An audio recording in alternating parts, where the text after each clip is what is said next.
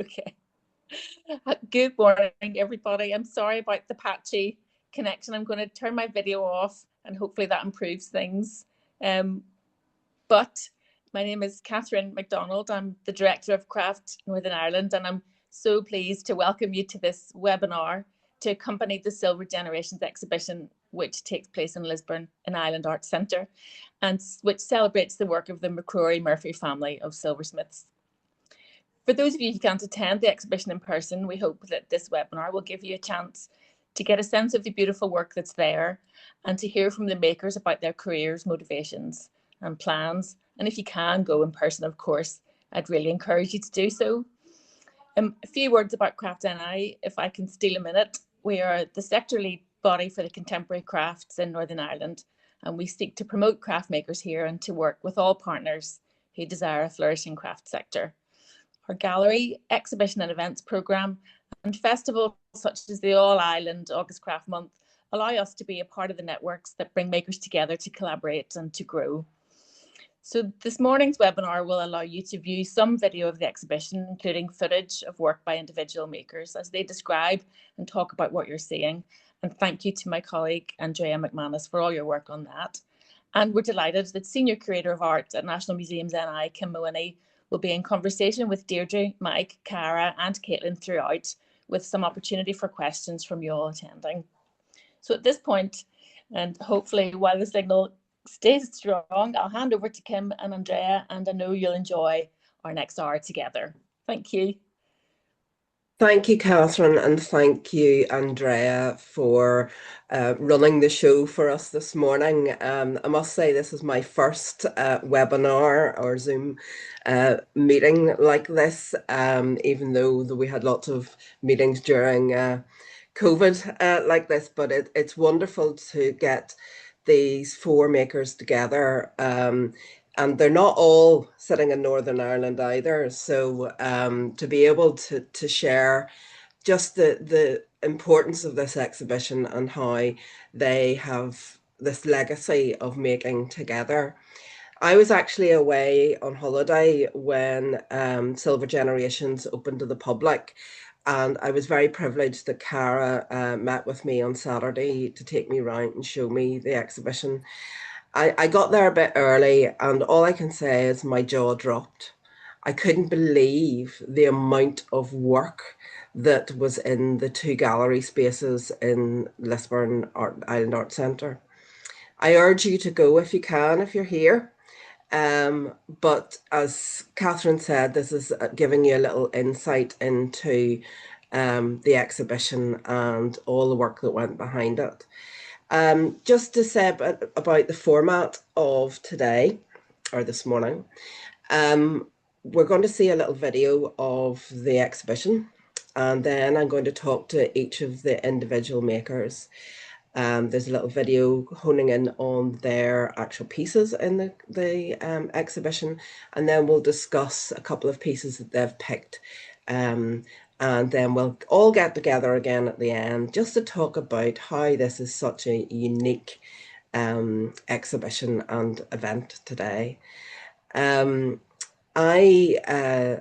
if you wanted to put the video on, I'm actually wearing a couple of hats today, apart from being Senior Curator at the Ulster Museum.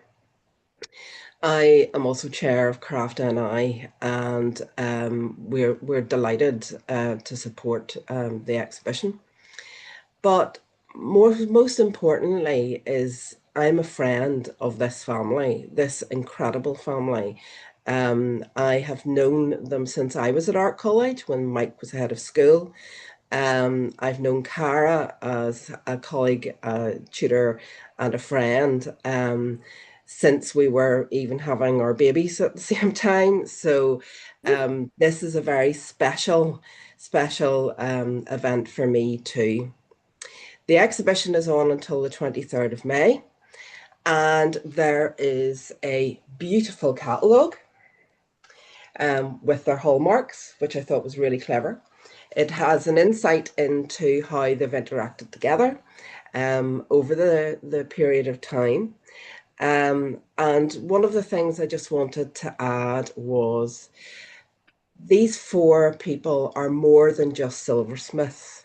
They're makers, educators, engineers, artists who have totally pushed the boundaries of metalworking, but have also had the generosity to share their skills, knowledge with their peers and up and coming makers. So let's start by meeting each of these amazing makers. And first up is Deirdre. Woohoo! Get the best first. Yep. Deirdre trained at the Belfast College of Art in printed textiles and jewellery, which is something that I hadn't actually realised that she came from a textiles background. But when you see her prints, there's definitely a textural feel about how she creates her art. She then went on to the Royal College of Art and graduated in 1968 with a master's in jewellery design. Deirdre taught at the University of Ulster and also on the Crafts Council of Ireland Jewellery Skills course. She's a member of the British Society of Enamellers and C Court Print Workshops. And we're going to just see two of Deirdre's pieces in a minute after this short video that will allow us to have a little conversation about how the print and enamelling really is her key areas which she focuses on. So Deirdre, could you tell us a little bit more about these two pieces that are featured in the exhibition, because they really show the two sides of your practice? Yes, the one on the left is enamel, and the one on the right is a print. It was a copper plate that I etched very deeply, and then inked up in dark brown and white. And then I changed my mind halfway through as to how I was going to print it, and covered the whole thing with a roll up, using very thin ink on a roller, which still gave the white, allowed the white to come through. And I made an edition of these prints. I've worked quite a lot with bog cotton, it's always fascinated me. And then after I'd finished, I thought, well, I've got the copper plate, I'll enamel it. So as you can see, the image is reversed because obviously, when you print from plate, unless you reverse the image at the time, you're getting the opposing image. And I play a lot with, most of my enameling early work was very controlled and tight, and did, things like coats of arms, very small pieces, very, very detailed. But enameling on a slightly larger scale gave me the opportunity just to see what happened when, especially with copper, when you enamel over the oxides that build up on the copper. And you pull a thing out of the kiln and it's red hot, and then suddenly, as it cools down, magic seems to happen. And I think it's hard to explain, but really when you're enameling, yes, you get very hot and bothered, but it's really, really exciting. And the same happens with printmaking. You have a plate and you ink up your plate each time, and it goes through the etching press or whatever. And until you pull the print off, you're never quite sure, what the effects are going to be. So I think because I understood etching and a lot of background working with metal, when I started printmaking, it was like a whole new workshop to enjoy and try different things. I'm probably guilty of, jumping from one technique to another because I want to see how everything works, and I want to understand all sorts of things about it. So piece. Yeah, I was thrilled to see just the variety of your work, Deirdre, in the exhibition because I hadn't realized, as I said before, about your textile background. And I think these two pieces do have that textural, fabric even feel about them. But the jewellery pieces as well that you have on display, I should say that the Ulster Museum has Deirdre and Mike's work in our collection from sort of the 1970s. And it's just incredible to see how you have explored different mediums and challenged yourself. Is that something you would say you've done, Deirdre? Yes, I think especially when Mike and I don't think until you put all the work out, you realize how much you did maybe collaborate together. At the same time as Michael was making a lot of bowls, and I was, he said, well, you'll enamel them, and then Cara got the big commission for Downing Street, and I had never, I mean, it was before she was doing a lot of her own enameling, and I had never really enameled big vessels. Certainly the clock was a bit of a challenge because to keep I something seem to flat. remember the clock and the many dials that came with the clock. Yeah.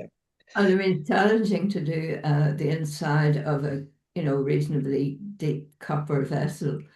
So I have a lot of very good friends in the enameling world who all have always been at the end of a phone.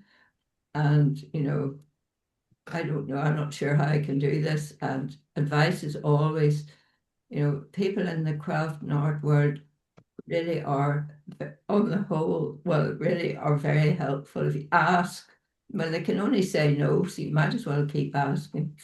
It's one of the things that working in my across various media, I'm always enthralled about how generous makers are to share their skills.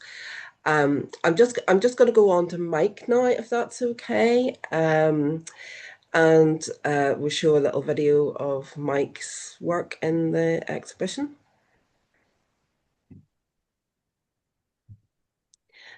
Mike, you also trained at the Belfast College of Art before completing your postgraduate studies at the City of London Polytech, specialising in jewellery. And how I got to know you was, as I said, when I started in the art college in 1986.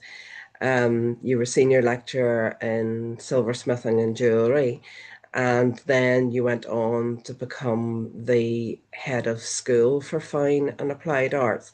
And that was through a big bit of change that was going on at the art college at that time as well. And I remember we as students had changed into like a modular system, and people moved around different mediums, and it was an odd thing because um, people got to engage with you and your teaching that may have come from a design background or a fine art background or something that was slightly different than just doing a straight degree in silversmithing.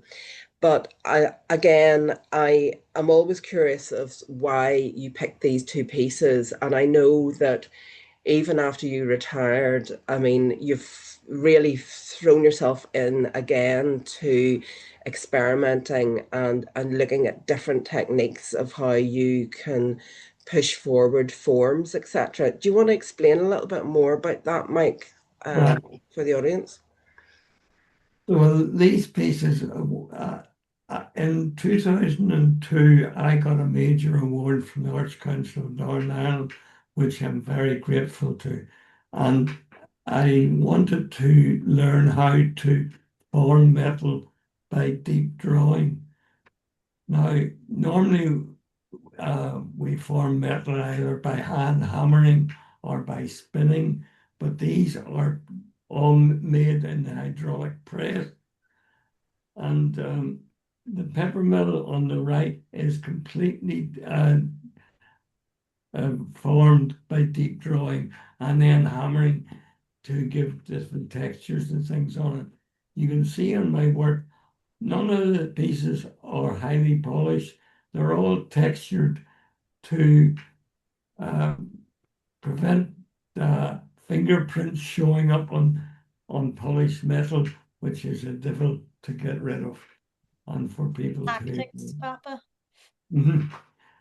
The candlesticks on the left, they are, the base is deep drawn, the tops are deep drawing, and then there's two cylinders to form the shapes of the candle. The top is enameled by Deirdre, and that's what we as part of our whole conglomeration of things. We have, Deirdre has enameled a lot of my pieces in the exhibition, and a lot of pieces that have been made for different things. The Arts Council, if they give me a major award, I've had many awards from them. I'm very grateful to that, and they are fantastic in that they have bought a number of the pieces for their collection, and without the support of the Arts Council and indeed the Ulster Museum, who have bought pieces for the collections, it's great for all craftspeople that people in the north can get pieces into collections in the north of Ireland. Here, I'm here. just going to ask a little quick question. Even the pieces that we have in our collection by yourself, Mike, they're enameled in blue.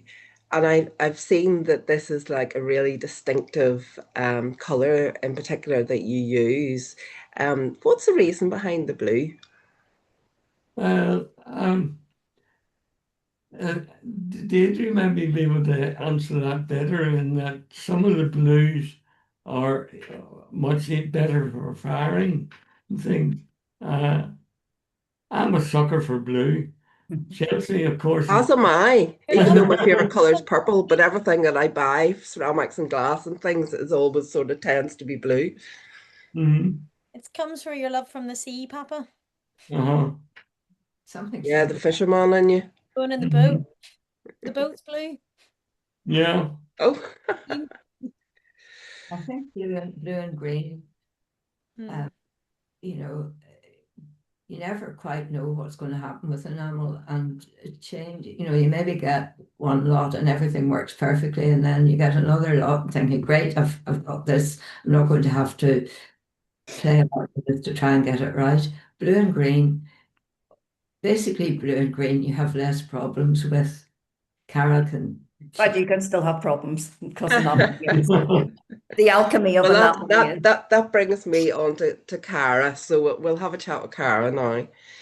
And Cara and I have known each other for nearly 40 years. So Cara trained as a silversmith at the Glasgow School of Art before completing her master's, like her mum, at the Royal College of Art in London. She was associate lecturer at the Ulster University, and since 2022, when she left the art college, she's focused solely on her business full time. And Cara is a freeman of the Worshipful Company of Goldsmiths, a Quest Scholar, an Associate Academician of the Royal Ulster Academy, and she's about to become the chair of Contemporary British Silversmith, which is really exciting and will be a whole change for that society. I have watched Cara's work transform over the years, and I'm always enthralled when she tells me she's got something in the working on, like the trophy cups, or the trophies for the Grand National, the Randox Grand National. And you'll see the only borrowed piece in the whole exhibition is a small scale jockey's trophy from that 2020 Grand National that never happened. So, Cara, you've selected these two pieces, and I'm just going to say something because I was so pleased when I walked around the exhibition with you on Saturday to see these Barcelona salt and peppers, because they were my first introduction to Cara Murphy, the silversmith. I remember being at art college and being absolutely wowed by seeing these rolling salt and pepper mills. I'd never seen anything quite like it. And in a sense, as our conversation went on Saturday, it was a bit of a rediscovery for yourself. Do you want to expand on that? Yeah, I think that what has been really interesting about putting this exhibition together at the Island Arts Centre is it's not like the exhibition we did 20 years ago, which was Mum, Dad, and myself, which was all new work. This was really trying to show a sort of way of being able to show a selection.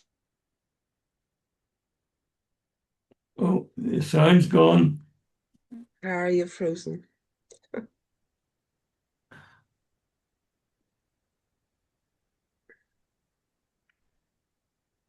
Cara, can you hear us?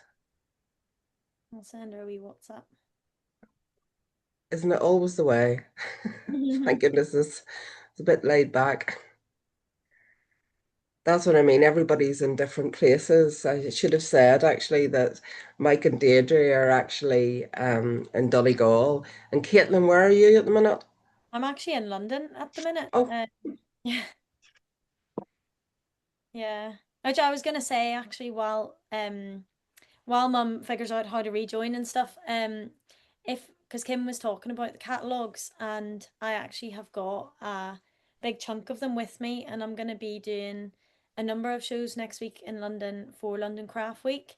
So I'm gonna be at the V&A on Tuesday doing a demo, and then at Cutler's Hall in the evening. So if anyone does want a catalogue, come and find me, or send me a message on Instagram, and then I think I've got at least a dozen. First come, first serve.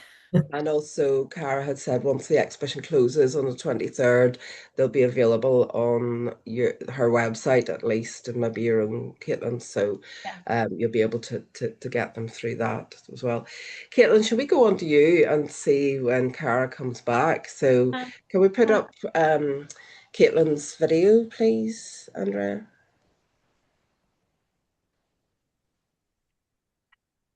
How can I follow the three of them? I mean, I know, stars. tricky. Well, you're doing okay as it is, as a maker. Okay, Caitlin My trained as a tiara. silk. What? I forgot my tiara. Oh no, you forgot your tiara. And you'll hear about the tiara in the catalogue. Caitlin trained as a silversmith at Glasgow School of Art, just like Cara, and she also trained at Bishopsland Educational Trust. And after graduating in 2022, even though that's only 4 years ago, Caitlin has been following in the family footsteps by winning so many prestigious awards, and including some commissions by the Goldsmiths Company for a really stunning 18 carat and niobium box. And I can reveal as well that Caitlin and I are currently working on a commission for the Ulster Museum's collection, which again is in conjunction with the Goldsmiths Company, who have very generously supported the commission to mark their 750th anniversary. So, Caitlin, do you want to talk a little bit about these two pieces? And then I can see Cara's back. We'll come back to you, Cara. Yeah. Yeah. I didn't know we could announce it, so it's exciting to. Well, I'm announcing it. Okay. Well, I'm really looking forward to that. And yeah, these two pieces I think are very sort of prominent within my work. The one on the left is the first ever piece that I made in sterling silver. So before going to Bishopsland, my work was predominantly base metals such as brass and copper. And Penelope McCoy, who was the principal of Bishopsland in my first year, had said, "You need to work in silver."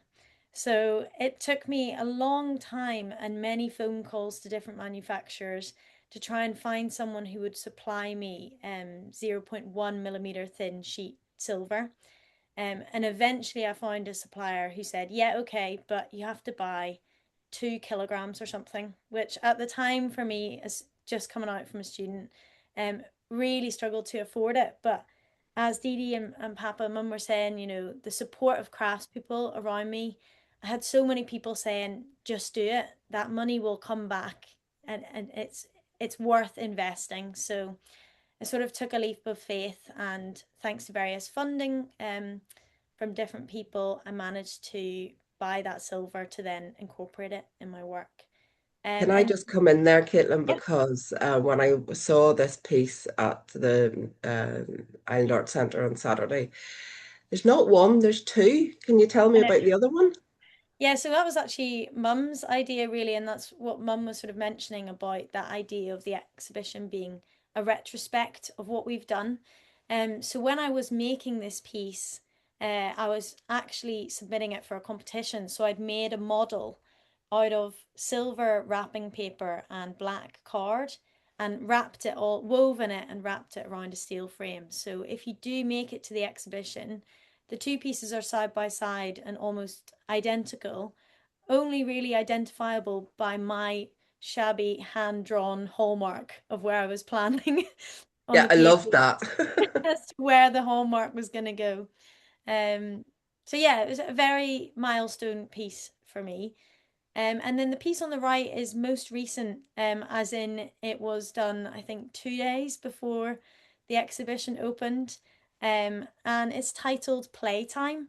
So it was, I think I was feeling a little bit burnt out with my work and just a bit sort of, it's been very busy, obviously, as you said, Kim, since I graduated, and I wanted to make a piece that just I didn't think too much on, and it sort of combined all the different techniques I've explored. So it is including niobium and titanium that I've sort of hand sanded and anodized various different colors and then corrugated it through my corrugator to give that wavy pattern before weaving. And so I think it's giving a really like three-dimensional uh, sort of look to a two-dimensional piece, which I really love. And I think Yeah, walking past it, it nearly changes color, yeah, and it's stunning.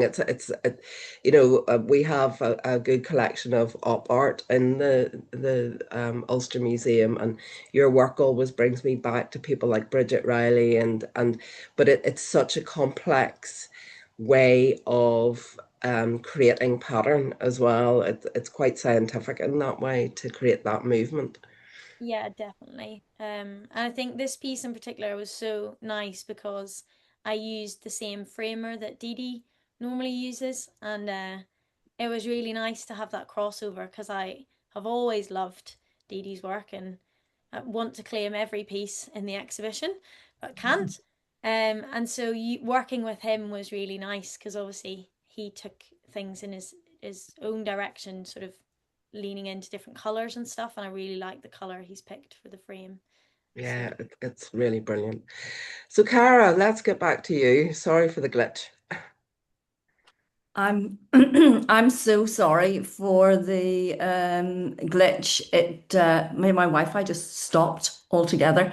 Um, so yeah, what I was saying was these salt and pepper grinders were made because I went to um Barcelona to see Mum, who was doing a workshop in Barcelona, and it was just before the 1992 Summer Olympics, and everywhere had cement silos around the city, and I just was so fascinated. And because I'd made so many salt and pepper grinders, I wanted to make these that they wheeled over their plate.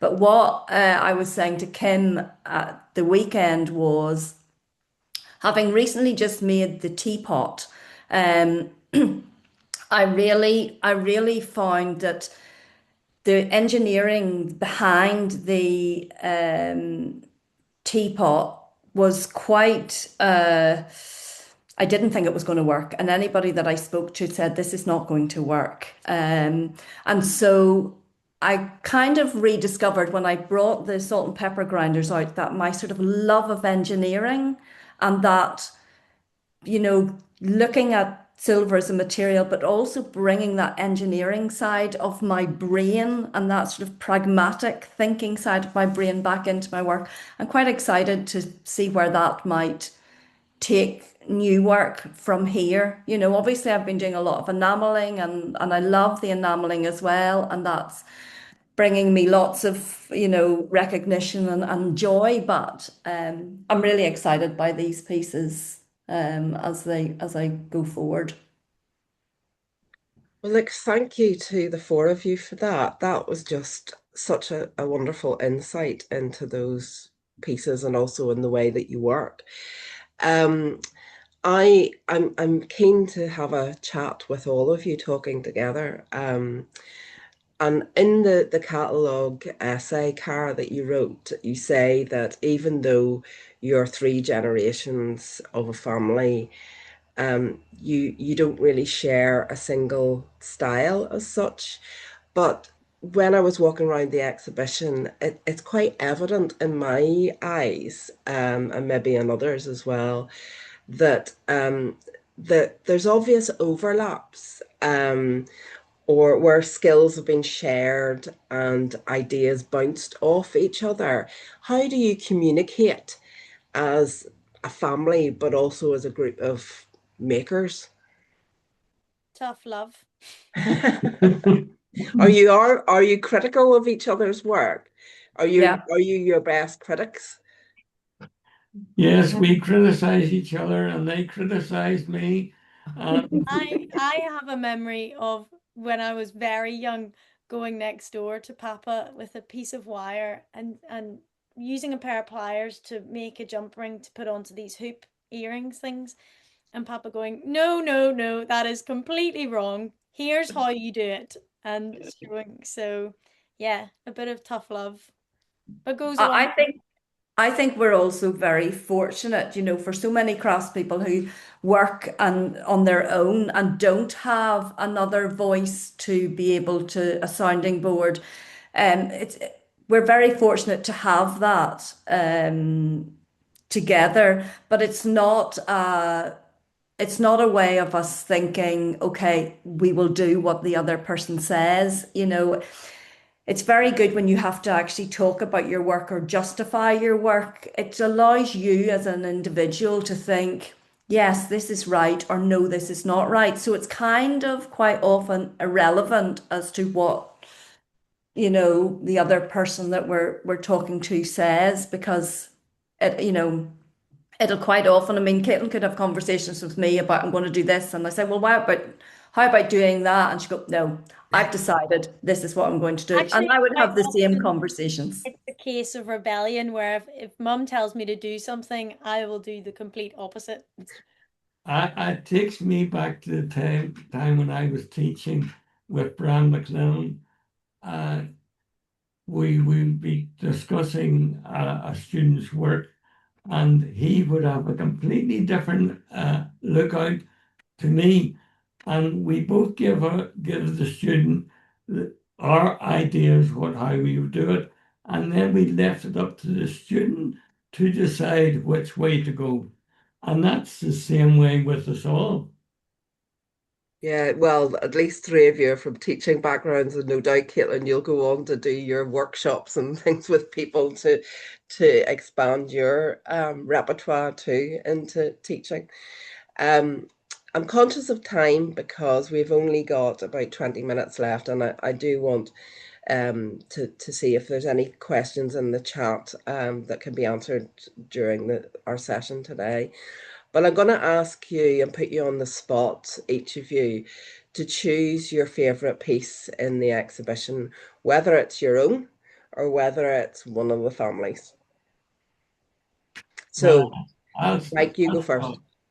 I would have to pick one of Caitlin's recent, her very last piece, because it, and Caitlin and I discussed in making all her pieces early on how she was going to do things.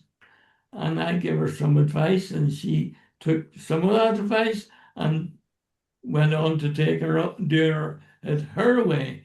But I look at that last piece as the pinnacle. I would agree, actually. It's just incredible. Maybe I Deirdre? think less. I think I actually was going to say that piece that. Oh, so we're having family harmony now. Nice. Harmony, but the piece that I really liked, and I said I want to buy that, is one of her little black woven sort of little cushions, small piece, black, and yeah, I really liked it. And I said no, that we would do a swap because I Yeah. would like more. Oh, as all makers do. How wonderful. Cara? I think because I hadn't seen them, or if I saw them, I don't remember seeing them. There are 3 enamels of buttercups that I loved the freeness of the buttercups in the enamel. It was just lovely when I opened things and thought, oh, these are just lovely, they should be on the wall, they shouldn't be away. So I really, really like those buttercups. But I also think that I really like the interplay between on the wall, all of Caitlin's work with Mum's work. I love that the geometric, with the natural, and that interplay of, we do that kind of all have a very similar color palette that is seen throughout. But those buttercups, I love those. Yeah, they are. They're stunning. And Caitlin, finally to yourself. Can't choose between my family. It's too difficult. I'm gonna pick 2. I know that's not allowed, but I would say that number 1 has to be Mum's rolling salt and pepper mills, because, as you were saying, Kim, those pieces to me I remember seeing before I went to university, when I was studying technology at school, and I remember seeing the engineering behind them and thinking, I love this. This is amazing. And I remember seeing the technical drawings for them and stuff. So seeing them in the flesh again was like, wow, would love you to do some more things like that. And then my second would have to be Papa and Dee Dee's jewellery, because they showed me it for the first time before the exhibition opened. And I don't know how many people I told when I was in London before the show to say, don't come to see mine and my mum's work, just come and see their jewellery, because it is amazing. And the fact that some of their pieces are like the first things they've ever made in 18 karat, 9 karat gold is just, I mean, I wouldn't dare share some of the pieces that I've made for the first time. They're just flawless. They're so beautiful. So yeah. I concur with that, Caitlin, because although we have a few pieces of Mike and Deirdre's jewellery in the Ulster Museum collection, to see the wealth and the width and depth of the experimental work that they were doing in the late 60s and 70s is just incredible. And they're so relevant to today as well. I mean, Sorry, Kim, I've tried to claim Benny already. Yeah, no, I could quite happily wear all of it. I was just going to say, do we have, Andrea, any questions in the chat? Hey, Kim. No, there's some lovely comments there about the salt and pepper mills, and lovely seeing Caitlin. There was the question that Caitlin answered, how to buy the catalogue. No, I think that's all of them. Is there anybody that's currently online can unmute themselves and ask a question if they would like? We've stunned them all to silence.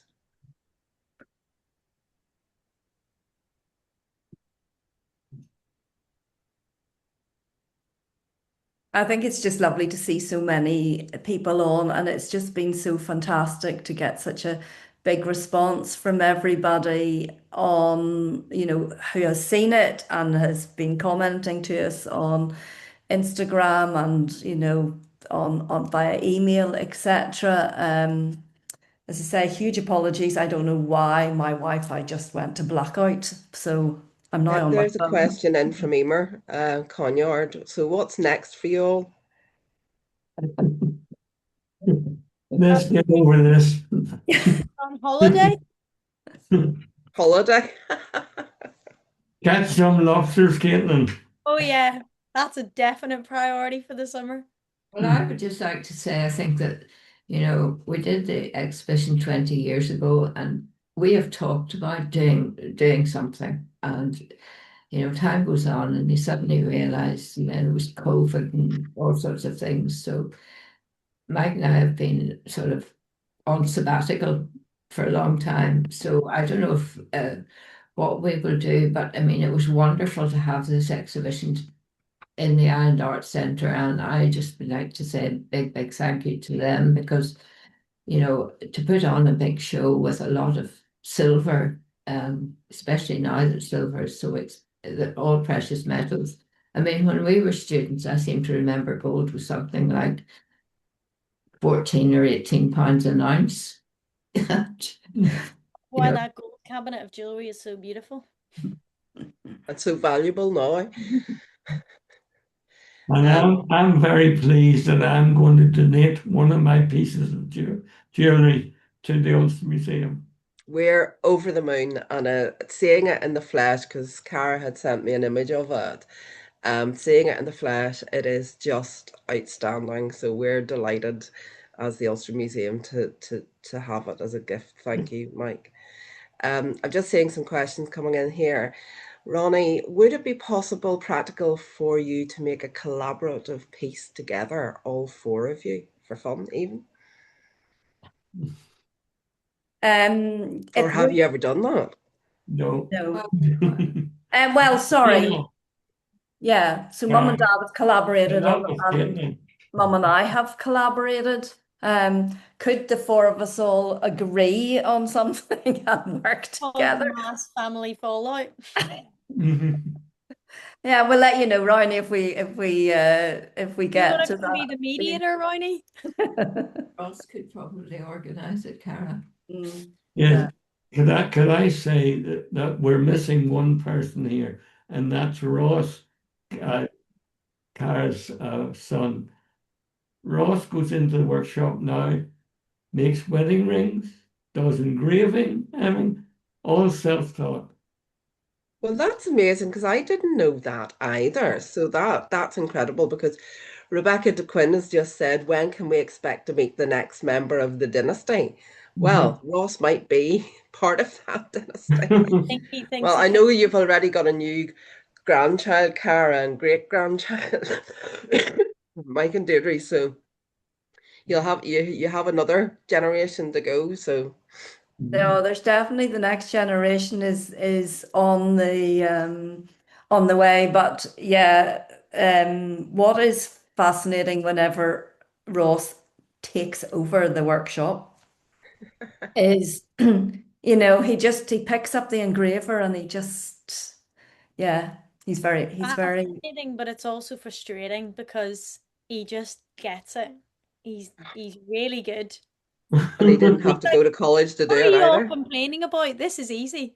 There's a question in Mum and Dad for you as ground zero. How or why did you become a silversmith and jeweler?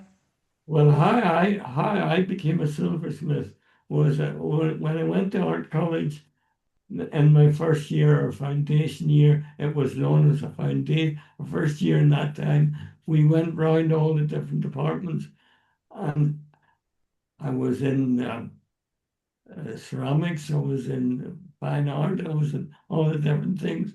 And I got into the silversmithing and jewellery studio with James Dibble, who was a fantastic tutor, who taught Deirdre and I and lots of other people of our generation. And I got metal in my hand, and that was it. I never even knew the word silversmithing before that. So, And how did you two meet? Here we go. Here comes the romance. The year before, the year we started, before we went to art college, and then we met. We were in the same year, same group of students throughout the course. What a legacy you have created through these generations, and it's just incredible to see that amount of work, you know, that you've kept as well, because you know, it's nearly the back catalogue, or it's your encyclopedia, it's your dictionary that you refer back to when you're creating the new work. And to see it all in one place, we're getting a lot of chat too about, wouldn't it be wonderful to see it in London, to see it in different countries? So No, you watch all this just have to space. come to Lisburn. Yeah. It's in Lisburn. It's on for another just over 2 weeks. Please come. Friends flew in from London the other afternoon, so please come to Lisburn and see it. There's 239 pieces of work in this. If somebody wants to fund it going somewhere else, but it would cost a lot of money, so it's cheaper and easier if you just all come to Lisburn. It's very accessible from Belfast, Dublin. And you can get the train, etc.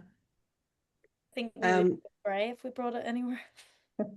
I'm just going to open up. Is there any comments that you guys want to make just to finally close down this amazing session? Well, I would like to say that I spent a lot of time in my research for deep drawing, and I'm pleased that Cara has been able to use a lot of my tools to do her thing. And then that way it's going on. And I hope Caitlin will be using some of it. And she actually does use some of it.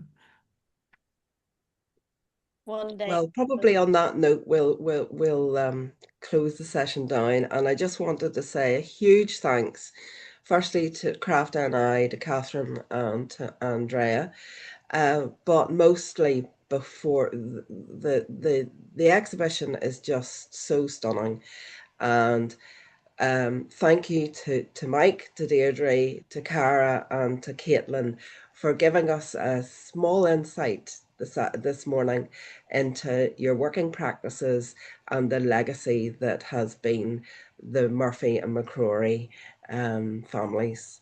So everyone, thank you so much for Can I coming just today. say thank you, Kim, Yes, Yes.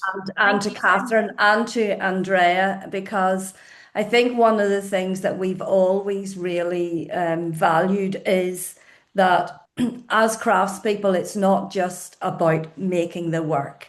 It's about sharing the knowledge, and it's about sharing how we've done things. And as Mum said, you know, I think it's so important as craftspeople that we do share how we have done things. And it's not only about celebrating the good things, it's about also, you know, stressing out, but showing the ups and downs, because as many craftspeople who are on this Zoom call today know, it is a roller coaster of you know, time in terms of how each of us decide that we wanted to become craftspeople, that we work with our hands, that we want to share what it is we do. And so I think we really are appreciative to have so many makers on here and to have so many lovely comments. I just want to say something very quickly as well. I just want to thank everybody so much for all the love and emotion for me getting my royal warrant, because that is so important, not only to me, but to my family, to Northern Ireland craft, to silversmithing. And I really hope that to have had that recognition, that we can really, as craftspeople, celebrate that and get everybody else to come to Northern Ireland, not only to see our exhibition, but go to Craft NI Gallery and support craftspeople, whether you're a maker or non-maker. But thank you all so much. And there's Thank one you, other Cara. person to thank, and that's the Island Arts Centre, Christine. Yes. Been fantastic. Yeah. I think, I mean, and also Kim, as you know, I mean, Cara is a force to be reckoned with. So she has been the backbone of finding stuff, and she found the buttercups. Well, anyway. 100%. I think a huge thanks needs to go to Mum, because Yes, here. in the catalogue, you're Your dad. language, but you're really so much more than that. You are, you have done a huge amount of work. Every time I FaceTime you, you were getting stuff out the roof space or driving halfway around Northern Ireland to pick up cabinets. So, yeah. Well, congratulations and a round of applause. Thank you everybody for attending, and hopefully this won't be the last of these webinars at Craft NI, because it's just a different way of seeing an insight into how makers function, work, design, everything. It's just been great. Thank you so much. Thank you, Kim. Thank you.